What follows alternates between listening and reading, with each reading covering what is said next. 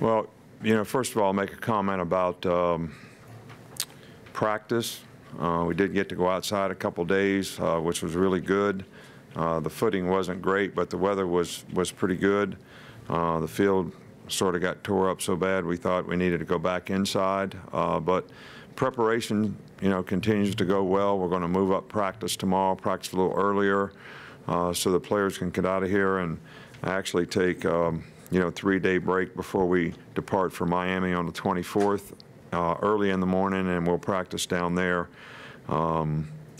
So, I think practice is going well. We're getting what we need to get out of practice. I know this is tough on the players when you practice this many days in a row, but when we've done it where we spread it out more so they get rest in between, that just kind of grinds on you mentally. So they've had a good attitude about it, and we've done a pretty good job in terms of the coaches being able to get some of the implementation that we need to get ready for this game.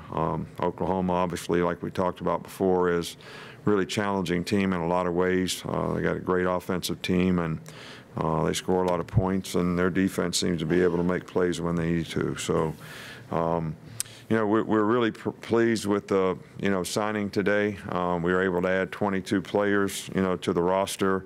We still have, a few more that may come in. We do have some additional numbers that we can take guys, so don't do your calculations and scare off everybody else that we're going to recruit for February, because we do have spots left, and there are good players out there that we're very much interested in and are interested in us. But I think our staff, coaches did a really good job. Recruiting cycle goes over a long period of time, and we got a lot of great relationships with a lot of really good players. I think we satisfied a lot of needs on our team, and I think that you never know. I always talk about this. Exactly how guys are going to develop, what their mindset's going to be, and actually if they, turn out to be everything that you want them to, just like when you buy a puppy dog, just because he has big feet don't mean he's going to be the biggest dog in the neighborhood. So, we know that we're happy with the guys that we got, and we want to help them develop, but I think we, did a good job early on of developing relationships with a lot of good players.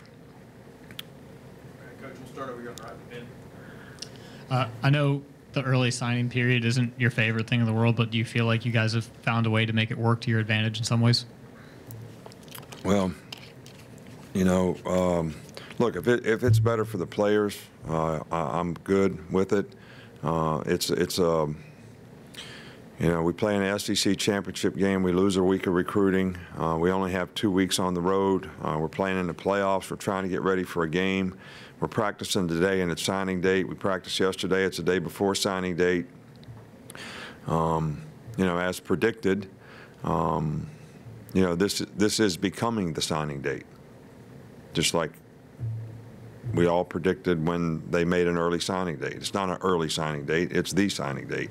It's when more and more players are signing. So it accelerates the recruiting cycle. You got more guys visiting in the season.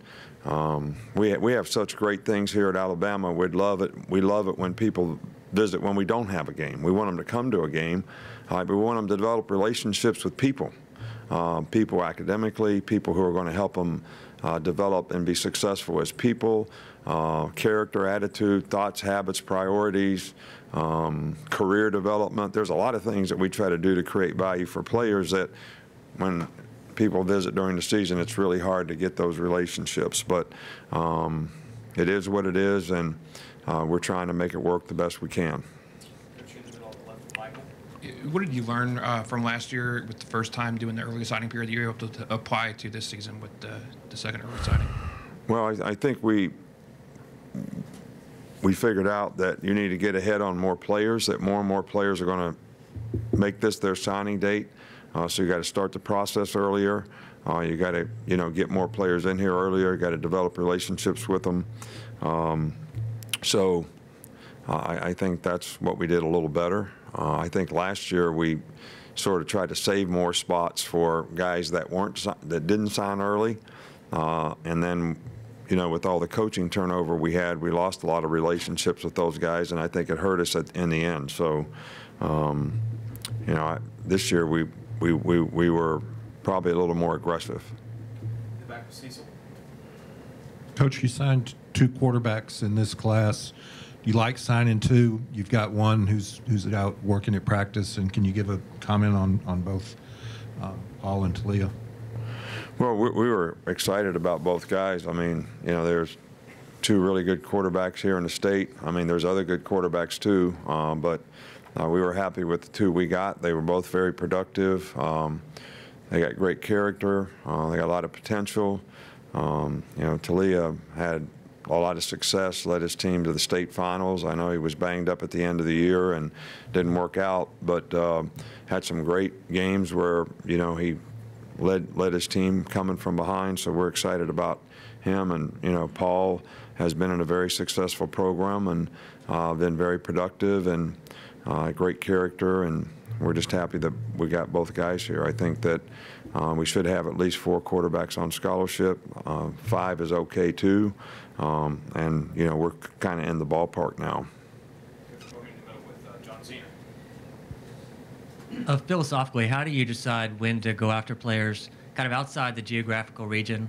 And how important is some of that success from places like California and Hawaii into the program?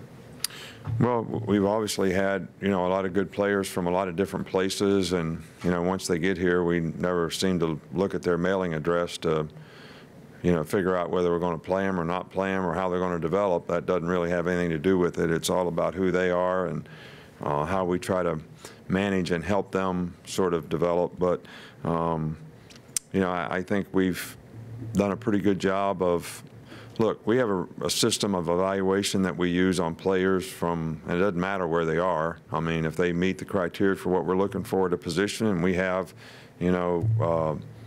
defined criteria that we're looking for at each position and critical factors that we look for, and when guys have them, we start recruiting them. And,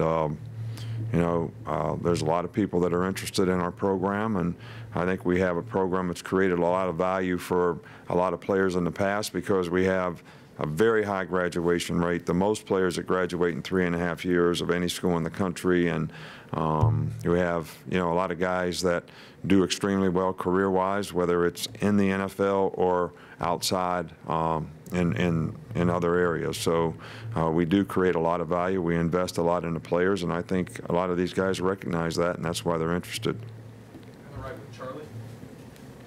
How much of a priority was it just to add a lot of depth on defense, especially along the defensive line and in the secondary? Well, I think it was a very high priority, at all positions, and it's going to continue to be a priority as we continue to recruit. But, we lost a lot of players in the last 2 years.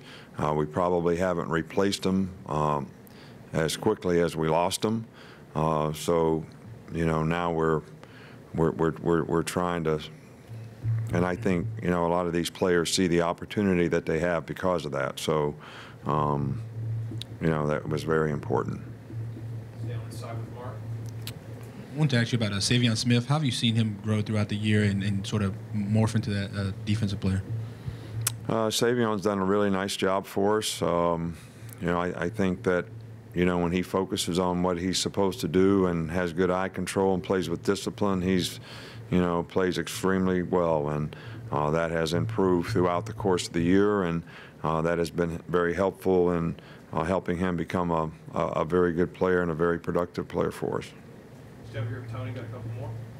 I was just going to ask about your thoughts on the offensive line, the class that you were able to bring in this year. It seems like you brought in a lot of offensive linemen.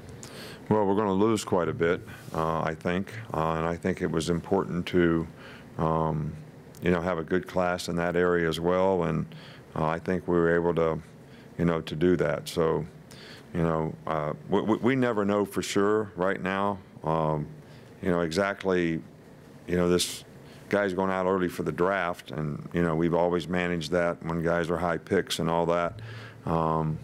I think to try to get them good information so they can make business decisions, but we never know for sure, exactly what our needs are going to be because of that. And that can have a significant impact on how it impacts your team for next year. And it seems like every year more and more guys are going out early for the draft. You know, my disposition is I think there was like 118 guys that went out early for the draft last year, and something like 18 first round, 14 second round. So that adds up to 32 guys that really legitimately should have gone out, you know, philosophically. So how many guys is that? Like 80-some guys that would be in this year's draft that aren't. All right, so this becomes a cycle of more guys going out, but yet there's guys that got drafted in the third round last year that would be the first guy picked at their position this year, and they would make a significant amount more money. And, you know, those kinds of things you hate to see for your players because they can never make it up. Coach, we'll wrap up with Alex. Two questions, Nick. What impressed you about Will Reichert that made you want to kind of bring him in, even when you have some other kickers on the roster? Well, I think the guy's a really talented guy. I mean, you know, he's a really good person, hard worker, really good specialist in all regards. You know, he can punt. He's a really good kicker. He's had great production as a young player. So, you know, and you know, we looked at it as a chance to improve our team, you know, in that area. Given kind of the recruiters that the staff overhaul that you made in the offseason, kind of the youth, the energy you brought to the recruiting with the recruiters there, how much was last year's 5th place finish kind of a focus this offseason to overhaul that and become the #1 team again? Well, look, you know, we had a lot of coaches on the staff last year that were here for a long time. You know, we lost a lot of coaches and were able to replace them with guys that were good recruiters. So that's always a priority when we hire somebody, because I think it's really important to have great relationships and have a lot of energy and enthusiasm and realize the importance of recruiting as a coach. If you don't have good players, you're probably not going to have a lot of success. So I've been very pleased with this staff. I wasn't ever disappointed in any other staff that we had in what we did. Most of the time when we don't get players, I feel like it's as much my fault as it is anybody's, because I'm the leader of the organization, and you want to have an organization that attracts the people. I think that, you know, players don't come to a school just because of one guy. It has a lot to do with their position coach, other coaches that they develop relationships with, other people in your organization, whether it's academic folks, medical staff, people in the strength and conditioning program. I mean, all these things I think are important to players and when it comes to their development. So all these people contribute, and everybody's got to realize the importance of recruiting. And I do think that our staff this year did a really, really good job to this point. All right, Coach, thanks. All right, thank you. Oh, one other thing, you know, I don't know, is this my last time? So I'll be sad till when? Until we get to Miami, until we land in Miami. Yeah. How many days is that? I don't know if I can survive. It's about 5 days. Okay. It'll be a struggle for you. Yeah, I will be. But I just want to wish everyone a very happy holiday, you know, season. I mean, there's a lot of things that a lot of people do to make other people have a little cheer and happiness at this time of the year, regardless of how you choose to celebrate the holidays. But I know we have a lot of fans, a lot of people that support the program out there, a lot of you who certainly do a lot to reinforce, you know, all that our players do and give them a lot of positive self-gratification for what they do. So I just want to wish everybody a very happy holiday season.